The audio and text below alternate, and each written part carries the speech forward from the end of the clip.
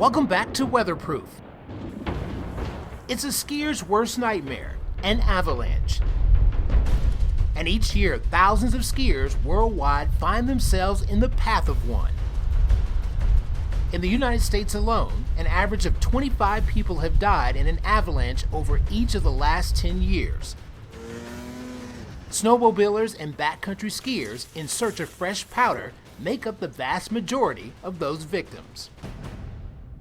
Today we'll test ways to protect yourself if you get caught in an avalanche, and we'll do it by triggering a real one.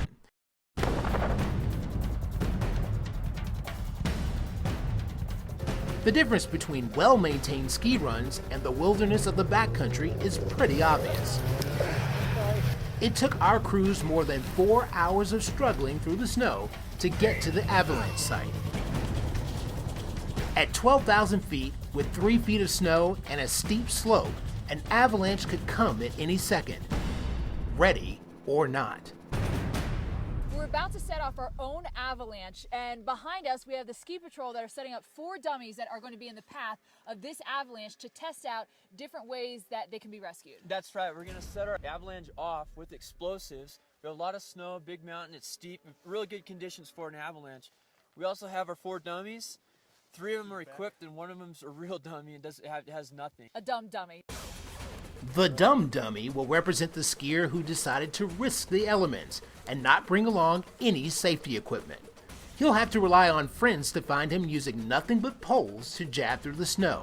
One of them has a reco system and essentially has reflectors in whatever they're wearing. And what can happen is avalanche happens, ski patrol can come with some sort of radar gun and they can get the signal from this. Now, there's no batteries in those, so that is a benefit to this system. But there's also a downside.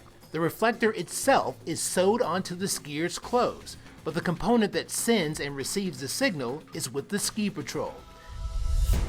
This means if an avalanche happens, the victim could have to wait 10 to 30 minutes buried in snow until help arrives.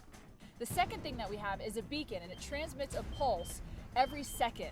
And you're actually wearing a beacon Yeah, right I have now, one right now, yep. And you're in send mode right now. And what happens is if an avalanche goes off and you and I are out skiing, you're caught in the avalanche, I can switch my beacon to receive mode and I can come looking for you. So we're gonna try that out. The only one caveat is it does have a battery, but the battery lives do last a very long time. The third rescue method we'll test is the AVVES. The AVVES is widely used in Europe and has already saved lives. The concept and execution is simple. The second you realize you're in the path of an avalanche, you pull the cord to inflate the vest. Suddenly, your volume increases, and more importantly, your density decreases. That's when a scientific phenomenon called invert segregation kicks in. When a stream of matter is in motion, the largest particles will rise to the surface. The skier armed with an inflated vest should also rise towards the surface, increasing the odds for survival. To trigger the avalanche, a ski patrol team has cautiously made their way to the top of the mountain ridge and tossed a pack of explosives over the edge. When the device detonates, the shock wave should cause the snowpack to fracture and slide downhill.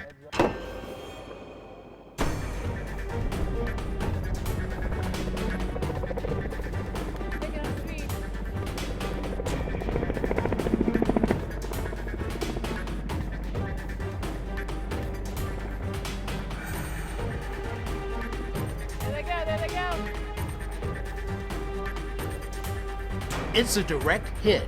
All 4 dummies are swept away.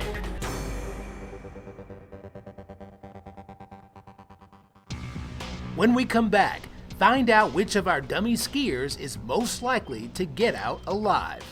You're getting close? So we have a signal here on this one. And later, Newton discovers what it's like to be buried alive when WeatherProof returns.